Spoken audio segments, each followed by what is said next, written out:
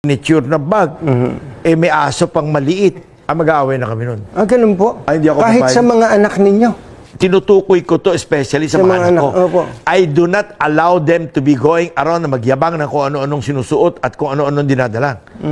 Ngayon, nagpa-interview ako, kailangan daw nakarelo ko, kaya naka-stainless akong relo. Pero usually, hindi ako nagre-relo. Sabi nila, baka daw overacting na wala man lang daw ako relo. Tsaka nagbihis pa ako, dapat round neck t-shirt nga lang ang suot ko eh. Pero ito pong binanggit sa mga, tinuro nyo sa kanila yung mula na maliliit pa sila. Of course. Hindi siya madali eh, no?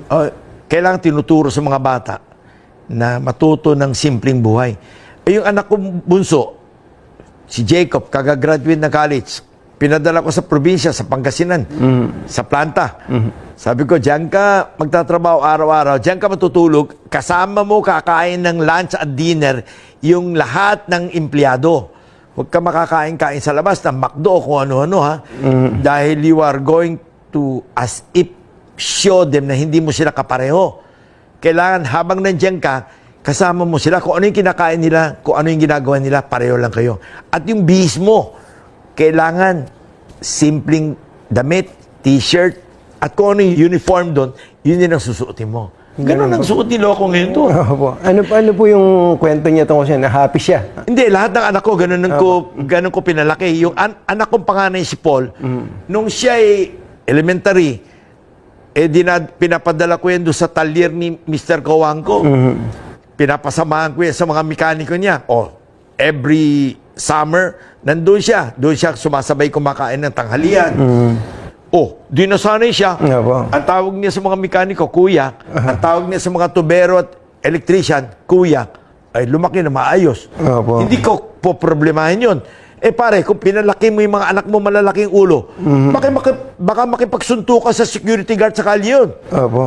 Pero pag pinalaki mo ng simpleng tao, ay, pare, hahaba na buhay nun. Ibig sabihin nun, lumaki yun ng simpleng tao. At kailangan yung kumain kung ano yung kinakain ng mga tao.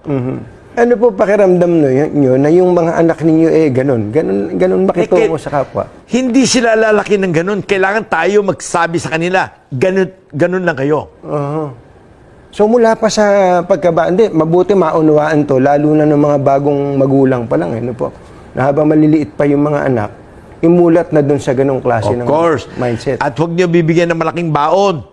Huwag niyo rin bibigyan ng baon. Kailangan magdala sila ng pagkain. Yun ang baon nila sa eskwela. Huwag yung pupunta sa eskwela at kung ano-ano binibili. Pinalaki ko sila na mayroon silang laging baon papuntang eskwela. Yun ang kakainin nila. At wala silang bibiling kung ano-anong kalokohan at borloloy. Para mas matuto. Otherwise, pare, later on, hindi mo na makakausap yun. Mas mayabang pa kaya sa atin yun. So, at matututo rin silang ma-appreciate yung mga maliliit na bagay po, no? Lahat ng anak ko, ang tawag sa katulong namin sa bahay, ate. Ang tawag sa lahat ng kasama namin sa bahay, driver or mekaniko, kuya. That's how I brought them up.